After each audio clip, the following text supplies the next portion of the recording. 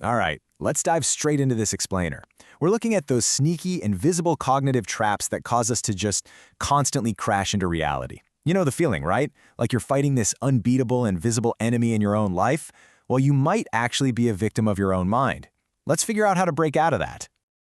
Our source text to A Good Life points out something absolutely crucial.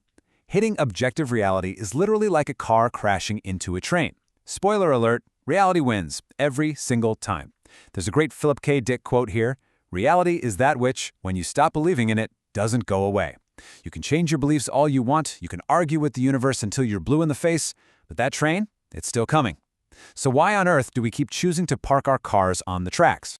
So here's our roadmap for unpacking this today. We'll hit the perennial struggle, 3 kinds of truth, how we get trapped by thinking errors, the big one, the fallacy reification, and finally, aligning with reality. We're taking it from the broad, existential stuff right down to one specific, everyday logical fallacy. Part 1. The perennial struggle. Let's look at the big picture first. That quiet, persistent baseline hum of anxiety the book calls the perennial struggle. It's that unnameable tension between who we are and who we actually want to be. Seriously, I want you to ask yourself right now, why do we constantly experience this massive mismatch between our internal perceptions and the actual objective world? Why is the human experience so fundamentally fraught with all this friction? We're all wrestling with these core struggles, right? Identity, power, meaning, belonging. We all know that tension of wanting intimacy but being terrified of vulnerability, or craving control in a world that is completely unpredictable. But here's the kicker. Our unhappiness usually stems from our own worldview actively distorting our actual needs. We have totally legitimate needs, but the unconscious beliefs we've picked up along the way just completely warp our perception of them. Moving on to part 2, the 3 kinds of truth.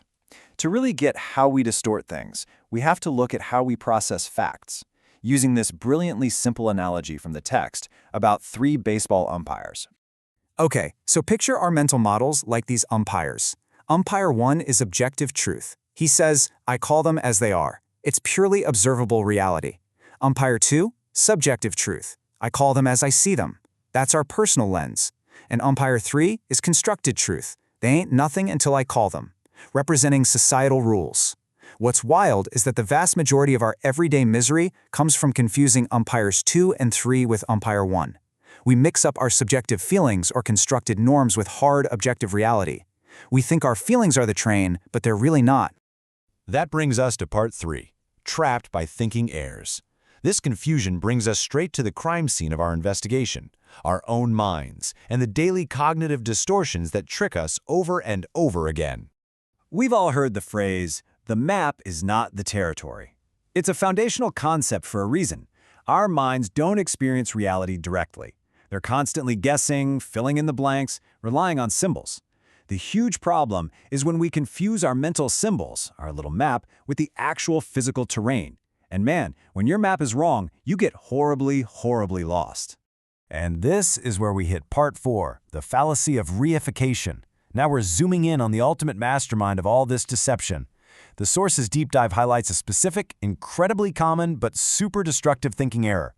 It's called reification. Essentially, it's the cognitive error of treating an abstract concept or idea as if it's a concrete physical entity with its own agency. Think about that for a second. We are literally giving life, breath, and consciousness to things that do not exist in physical space. It's wild. Just look at how we talk. Time marches on. Justice will prevail. The economy decides the fate of nations. We throw these phrases around constantly, but it is completely absurd when you stop and realize we're treating concepts like time or the economy as if they're conscious gods pulling the strings. We talk about them like they have brains and are actively plotting to ruin our Tuesday. This really highlights how dangerous the fallacy is. Take the phrase, the economy decides our fate. That's an abstract illusion. The concrete reality? Millions of individual human choices impact financial markets. See the difference? Reification completely distorts logical analysis because it hides the actual cause and effect happening in the real world. We are basically surrendering our own agency to words we just made up. So check in with yourself right now. Are you fighting a real problem, or are you just fighting a concept? If you're feeling totally stuck today, ask yourself if the enemy you're battling is a tangible, physical thing or just a reified ghost in your own vocabulary. Like, are you stressed out because of society? Or are you actually just stressed about a very specific email from a very specific coworker? The book gives us a pretty stark warning here. Abstract concepts are conceptual tools. They are not independent entities. We have to use them strictly as analytical frameworks without accidentally assigning them deliberate action. The exact second you give a concept agency, you've mistaken the map for the territory. So, how do we fix it? Part 5, aligning with reality. Let's zoom back out and look at the actual game plan for catching these errors so we can stop suffering. The text outlines this rigorous 4-step Socratic questioning method to interrogate any thought that's causing you grief. Let's say you catch yourself believing, the universe is out to get me. Classic reification, by the way. Ask yourself, 1. Is it true? 2. Can you absolutely know it's true? 3. How do you react when you believe it? And 4. Who would you actually be without that thought? Once you work through those, you do what the text calls the turnaround. You flip the thought around to see your part in it. You literally find the exact opposite of your original statement.